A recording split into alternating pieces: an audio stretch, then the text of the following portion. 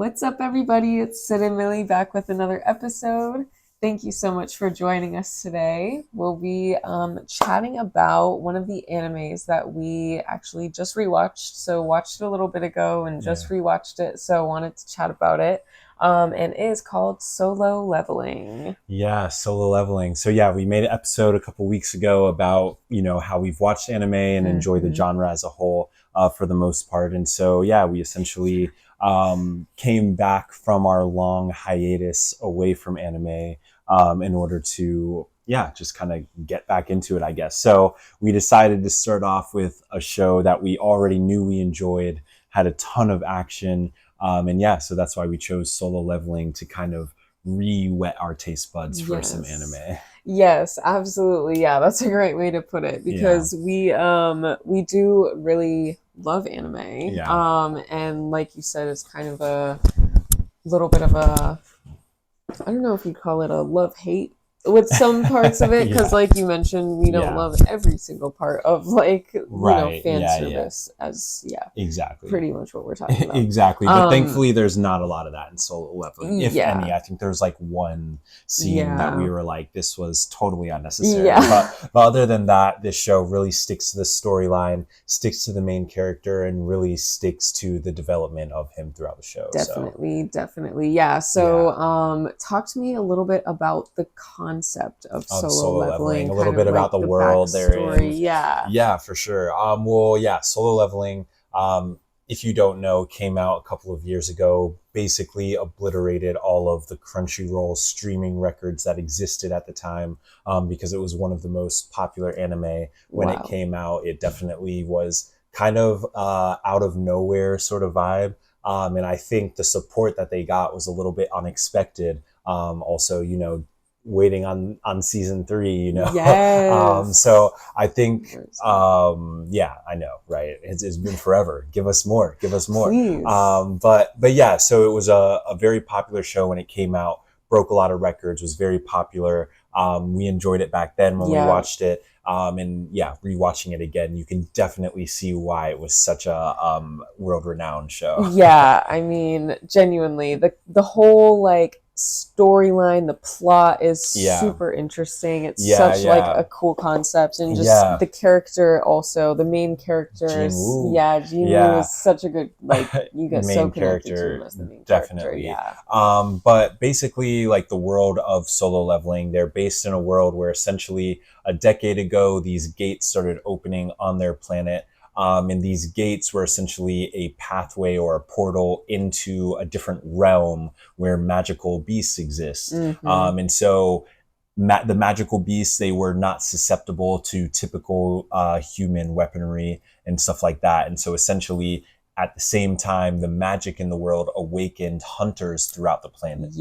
And so the hunters were graded on a different scale, from basically E up to S being super, essentially the best, the best of the best. Yeah, exactly. So there's A through E and then there's S. Exactly. The S is kind of its own top category. Essentially all of the hunters, their responsibility is to go into these gates. They have to clear the dungeon, so beat all of the magical beasts in there, and then they have to beat the boss lair in order for the dungeon to clear out. And if they don't do so in a week's time, the dungeon can break, in which the magical beasts are then allowed out of the dungeon. So pretty high pressure. They've got to go in there. They've got to take care of the things inside, and it's very lucrative. They get these little gemstones and stuff that from these dungeons, which they can sell for money, for gear. And another thing that I just caught was that their scientists are trying to figure out how to use those stones to create power and create energy. So that's also an interesting little underlying thing they were trying to do with I guess that's true human fashion, right? Anytime we find a new rock, we try and figure out what we can do with it. True. Except for diamonds, apparently. Diamonds are massively conductive of electricity and are way better conductors of electricity than most other elements. And yet, because of certain countries and companies that are in control of the diamond game and the blood diamond trade, that's why diamonds are seen as a commodity that we see on rings instead of something that's used in electronics. Wow. So, a little fun fact snippet for you. Fact, so kind of the same dang. element here. They're finding these rare gemstones in these caves, and they're essentially trying to, well, the companies are trying to figure out how they can utilize them for energy purposes. Yes. But on the flip side, the actual hunters are then selling those resources so that they can get paid more money. So that's kind of like the basis of what's going on. We kind of get a little flashback at the beginning of the show, letting us know that there's an island out in the ocean where a dungeon broke, and all of these ants were starting to break out, and they tried to close the dungeon and beat the dungeon boss and clear out all the ants, but they were unable to do so. And 3 years had passed from that time at the start of the show. So a little bit of an underlying plot. But yeah, and then essentially the main character that we follow throughout the show is Jin Woo. Yes. And talk so, about him a little bit. And when Millie says ants, he means like giant ants, not like the little ants. That's my bad. No, I mean, if you know anime, you know it's not just a little ant. Facts. I mean, they are massive. Like the smallest, weakest ones are like taller than like 7 feet. If that gives you any like perspective on like the size of these ants. They're like giant ants. Humongous. Yes. But yeah, Jin Woo, yes, he's the main character. He is an E rank, which is the lowest possible, like weakest you could be. And they literally call him the weakest hunter of all time. Mankind or all time. Because essentially he had gone into a few of the weakest rated dungeons and had gotten hospitalized from them. So it essentially made him like the laughing stock of the hunter world. Nobody takes him seriously. He's weak. But the show starts out with him joining a team to enter a dungeon. Yes. Yeah. So basically the team already knows he's weak. They're like talking about him and he's overhearing them and like yikes, basically. Go ahead. And then they get into the dungeon and then we get to see firsthand how weak he is. Basic goblin, very weak things, basically stab him, basically inflict a near mortal wound. And his healer friend saves his life by healing him after the goblin stabs him, and then he gets saved by another member of the crew.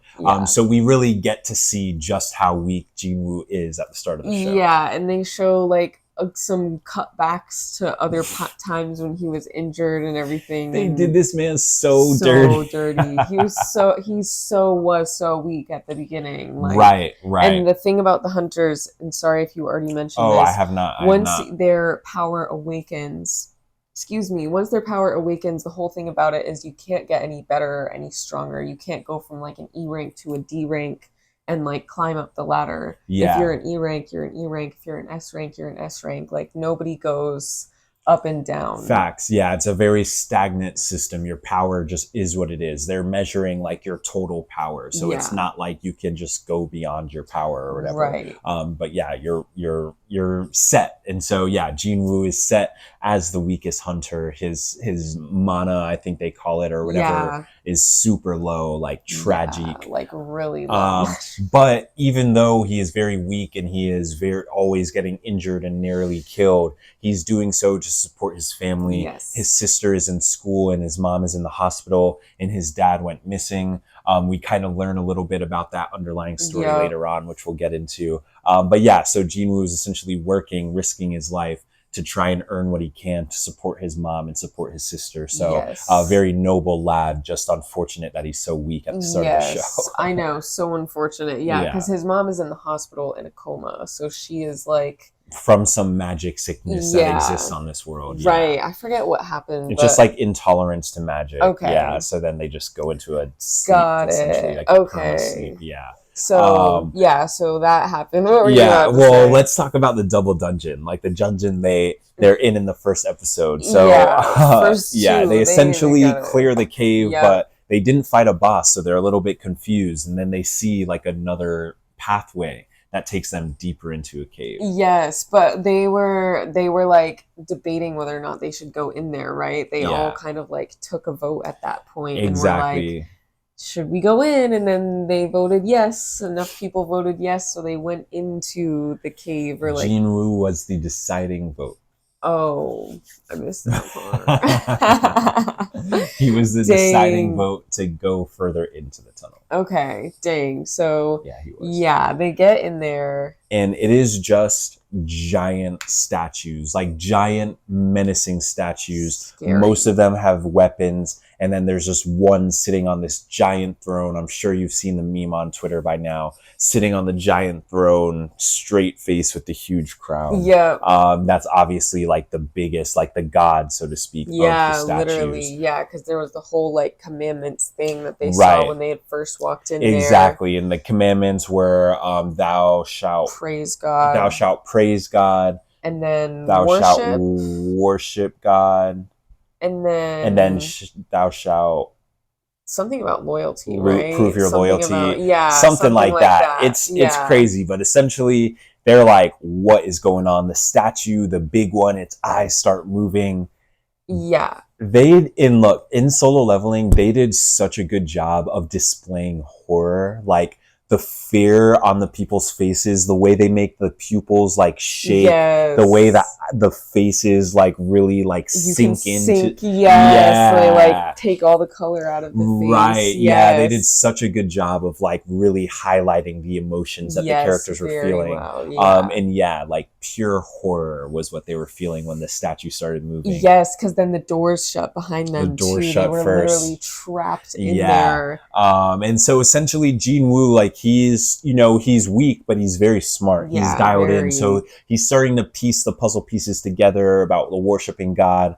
So then he tests his theory about, the laser eyes and what causes that. Yeah. Because one guy tried to escape, got cut in half. Oh my God, by one of the statues. And then they were like, it's a trap. Yeah. Solo Leveling is massively graphic. Yes. There is so much blood, so much like death, killing, like those sorts of things. If that's not your vibe, this is not the show for you. But if you're into a fighting sort of anime that's very graphic with action then this is definitely for you. Yeah, definitely. Good disclaimer. Disclaimer. There's a lot of blood. I know it's animated, but I know that's still kind of like some people are sensitive to it. Definitely. Just a little warning of a heads up. up. Yeah, absolutely. For sure. But yeah, so as this is going through, the statues in there are just massacring this group. They're just wiping them out in different ways. And the guy's using his laser vision. Anybody who tries to run is getting slashed. But Jin Woo is starting to piece the puzzle together, so he gets everybody to bow down to praise God, right? And then, he figures out that they have to get in front of the certain statues that have the musical instrument to worship God. And at that time, the big statue is up walking around, chasing after people. I know. One guy gets down and starts praying. He's just like, oh, Heavenly Father, blah, blah, blah, blah. And the guy goes, steps right on him. That was crazy. That was crazy. It also showed him stepping on one of the women who was there, and it showed like her face getting crushed in. I was like, that was kind of graphic for an animation. That one actually really got me. I was like, one was very graphic. Yeah. Because then when his foot came up, wow. Yeah. And this is like first episode. Really gets you into first episode. This is all first episode. So it really hooks you in. First into second. It's like a continued whatever. But yeah, basically he figures out how to get at least some of them to survive.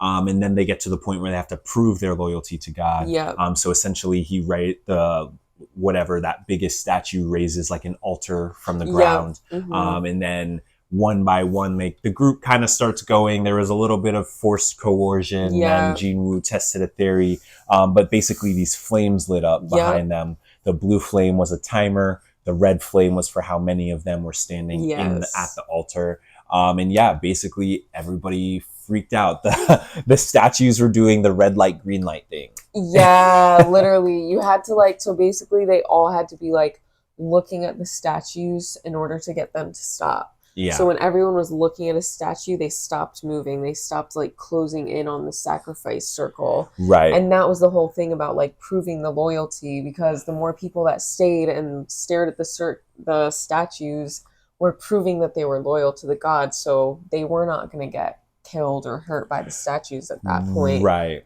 Don't know what was going to happen after the timer ran out, Yeah. but yeah, well, I guess we kind of found out. But yeah, so everyone in the group, they one by one leave. They run out. They're afraid. They have families. They don't want to die. They've gone too far. All that yada yada yada. And then Jinwoo is essentially left by himself, facing all of these giant statues closing in on him. Yeah, because he couldn't look at all of them, so he was missing a leg, so he also couldn't even stand at this point because the giant statue stepped on his leg. So or no, the shield statue shielded off his leg. Off. Yeah. So basically, yeah, they start messing him up. They're knocking him around, throwing him around the room. These things are huge. Think like Lincoln Memorial, like huge statues, but like bigger and scarier. Well, I guess like my thing would say, I'd say like imagine like the Statue of Liberty coming to life with a sword. Statue of Liberty. I was trying to think of beating the brakes out of you. Actually. So yeah, he that is ends up in the center of the altar on the stand, and as the last sword is swinging down, the last blue flame goes out. So Jinwoo successfully proved his loyalty to the god, and then he is rewarded. Basically, he would have 0.02 seconds before his heart stops. I mean, if they waited 1 minute, he would have bled out. Yeah. But anyway, so he succeeded in his task. He was given a second chance. He's kind of having flashbacks before they deliver the final blow of some of his harder times, and he's kind of cursing the people who left them, essentially saying, I have a family too, why do I have to sacrifice myself, that sort of vibe. And then it pops up on the screen and is just like, you've proved your loyalty, like, do you, you'll be rewarded, do you want to accept the quest or something like that, as the player or something, and then it zooms in on yes. Boop. And then it highlights, so he chose yes. Yep, and that's how he kind of began his journey as a real hunter. Exactly, as like solo leveling. Essentially, like this is the beginning of the journey. So first episode into the second episode, we're kind of just getting backstory and getting that feed into how he got this power. But yeah, essentially he woke up outside of the dungeon. It was closed, it was gone. And they took him to the hospital, but he didn't have any injuries. And then all of these like screens just pop up only for him. And they have tasks and missions and gates that he can go through on his own. Yeah, literally. It's all kind of like up to him what he does and how quickly he levels up. Solo leveling. Yes, literally. And one of the things that he has to do, and I wanted to bring this up as well because I wanted to get some more of your take on this, but I know that you had mentioned they do a lot of nods to other animes in this show. And one of them is like the One Punch Man workout, because that was one of the things with this. I know obviously it comes up later, but it's like one of the things he has to do is like a daily quest where he has to do 100 squats, 100 push-ups, 100 sit-ups, and run 10 kilometers. So as anime fans know, that's notoriously Saitama's workout. That's how One Punch Man got his abilities. So yeah, it was a nice nod to One Punch Man in solo leveling, the fact that Jinwoo's daily quest is the One Punch Saitama's workout. So yeah, he has to complete this daily quest every day, or he gets sent, like teleported to some sand dimension where these worms chase him around.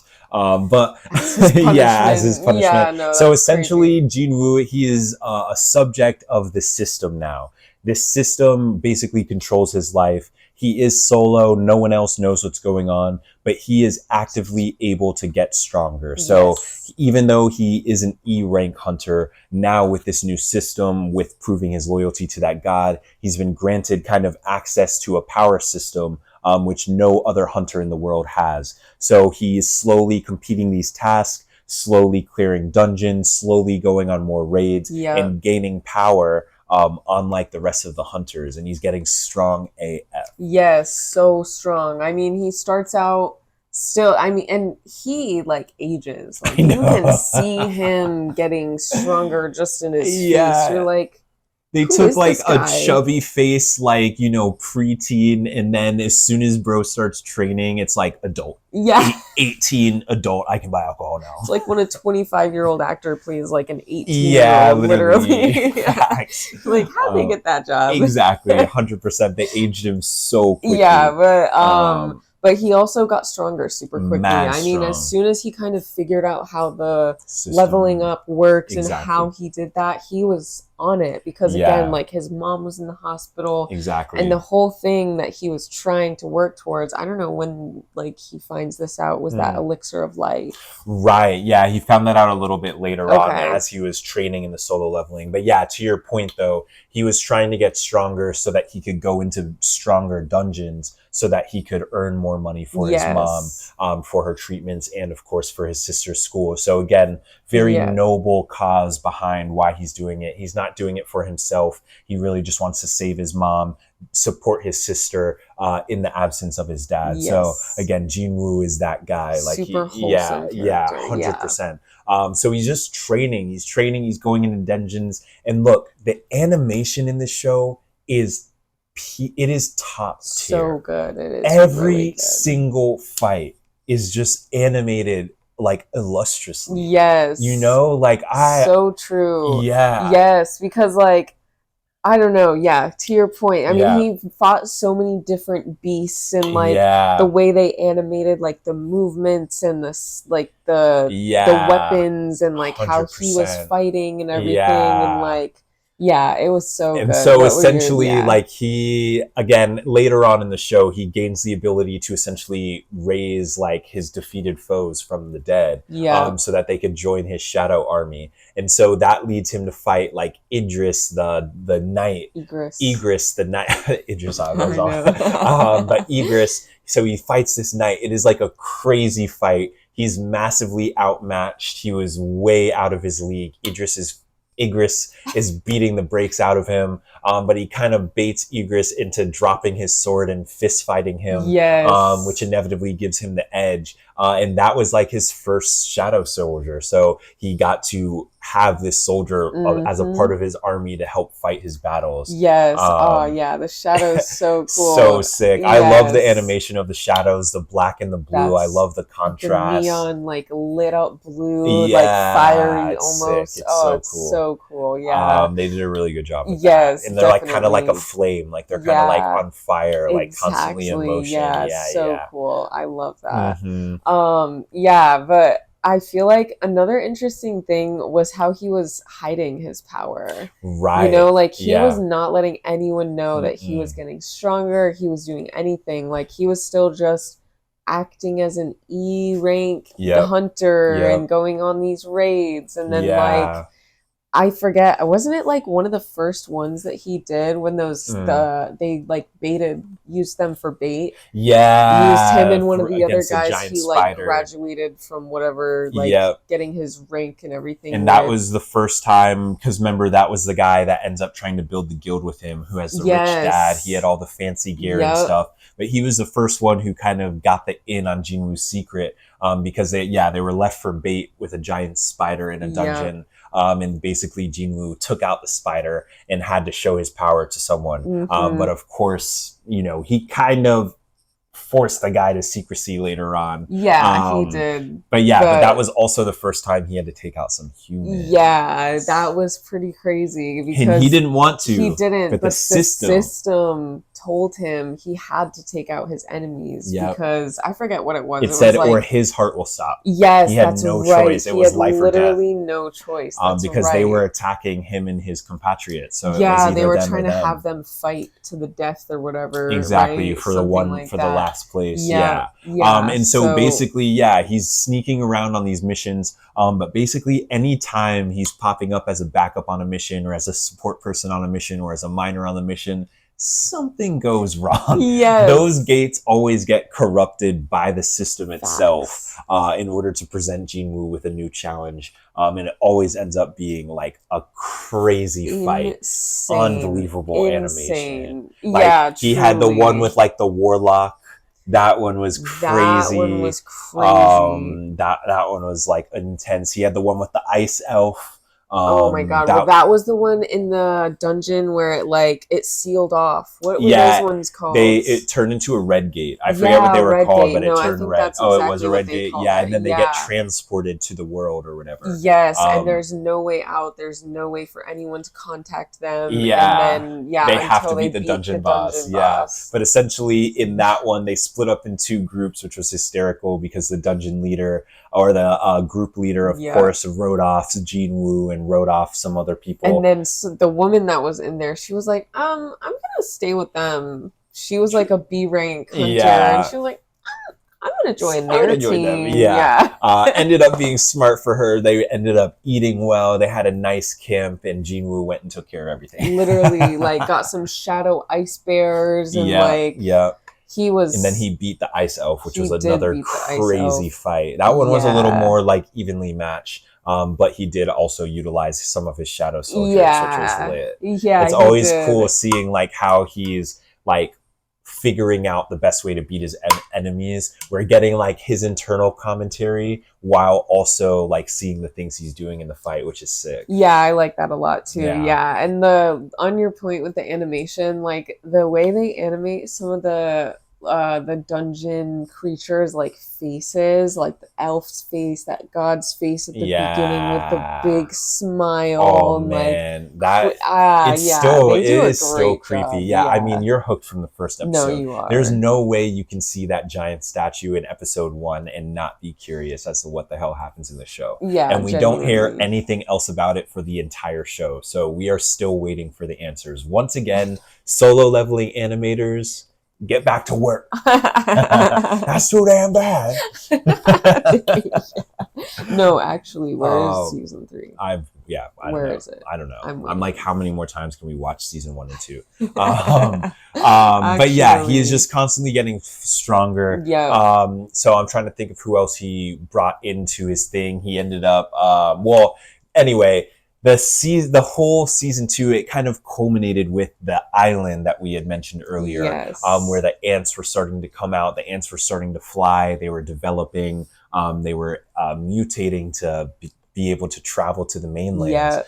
So basically, all of the, it had come out that Jin Woo is an S rank at this point. Yeah, because he had done some other, dungeons. He had definitely had to show other people his power, and he had saved a lot of people. Basically, he was going in dungeons. Things were taking a terrible turn, and then he was having to solo the entire dungeon. And he was still trying to be sneaky about it. That one, I forget what they were, the red guys. That was the orcs. He had the orcs. He had his shadow army at that point.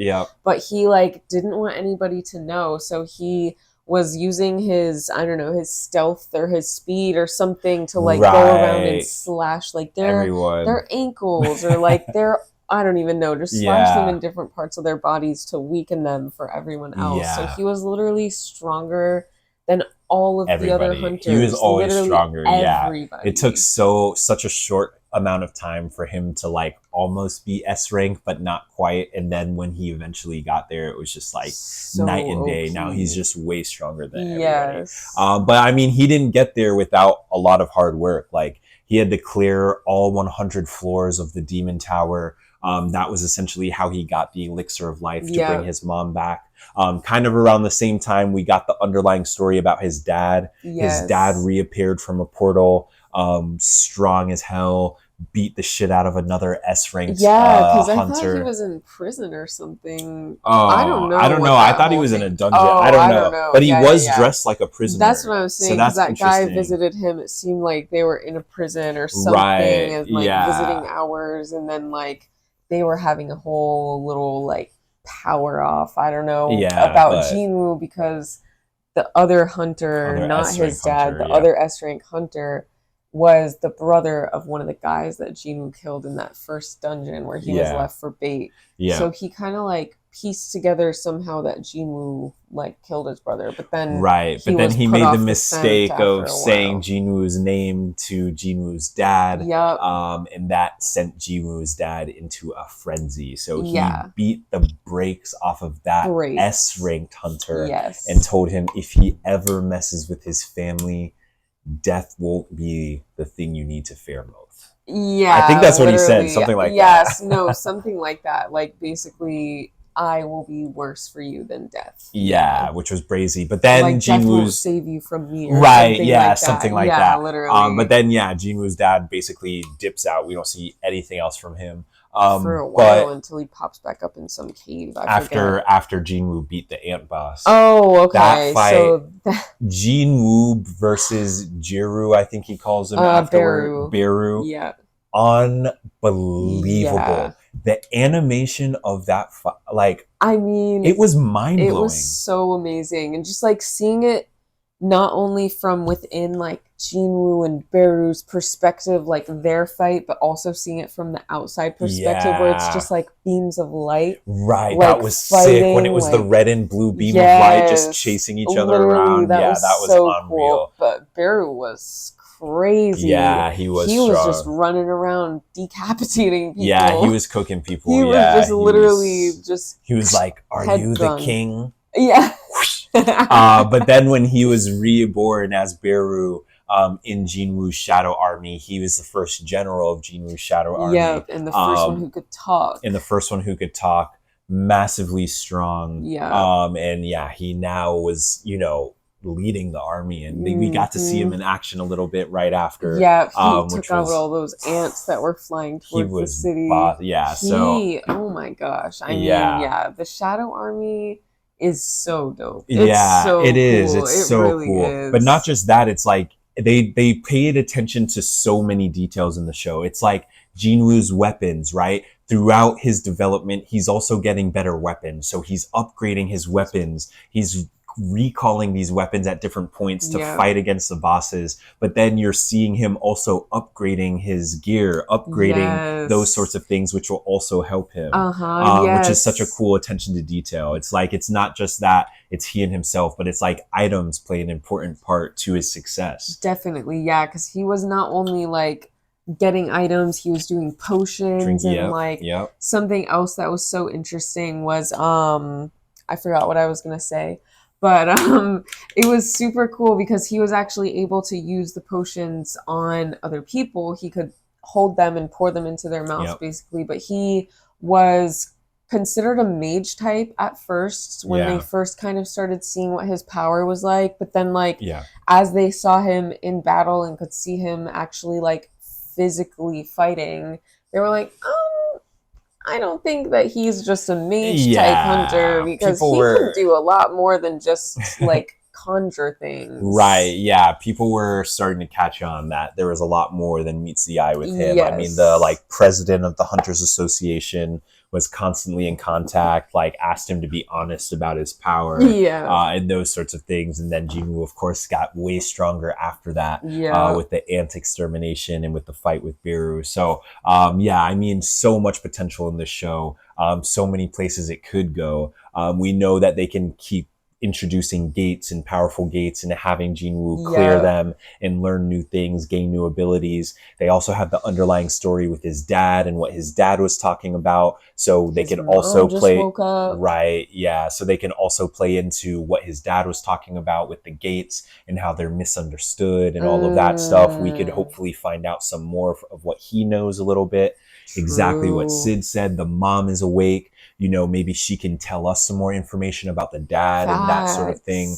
And then, of course, they cleared the Ant Island, but the Hunters Association, they lost a lot of S-rank hunters trying to exterminate everything. And then, obviously, Jinwoo has gotten a lot stronger, but we haven't heard anything of the source of his power and those giant statues and all of those things. Can we get some more insight on that? So we have a lot of missing information. We got a little glimpse at the very end of the American S-ranked hunter who was able to clear out a whole bunch of the ants with a single strike with his sword. So we kind of got teed up to other S-ranked hunters from around the world. So there's so much they could do with solo leveling. So much. Surely this show is not done yet. No, absolutely. It can't be done because to your point, I mean, there's so much that they could do with it, especially considering that hunters are all over the world. Exactly. And they do play on that with clearing out this ant island and making sure that the ants don't spread and everything like that. They do play on all of the hunters from like where was it? From Japan Japan came over, Yeah, and 'cause then I think this is a South Korean show. okay, got it. If I'm not mistaken, No, don't hold me if I'm wrong. no, you're good.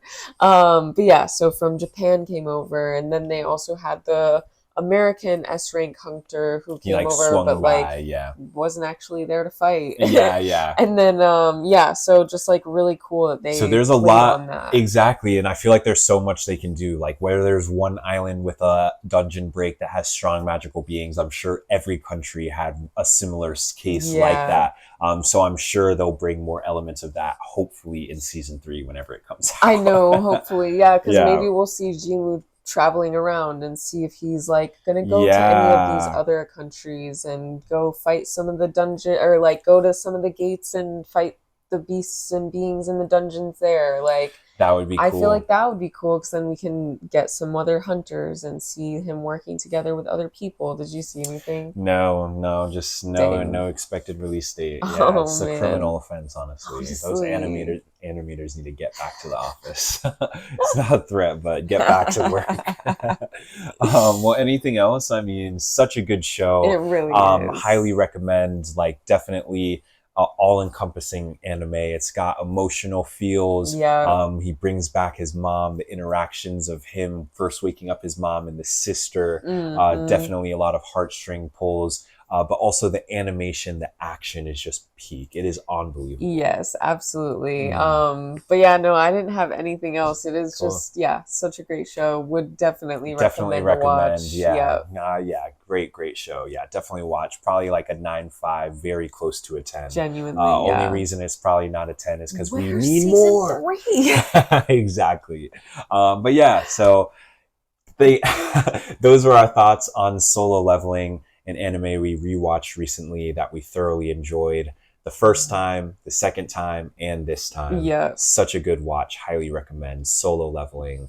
Watch it. Definitely watch it. So if you made it this far, thanks for watching. And we'll see you next time. Peace. Bye.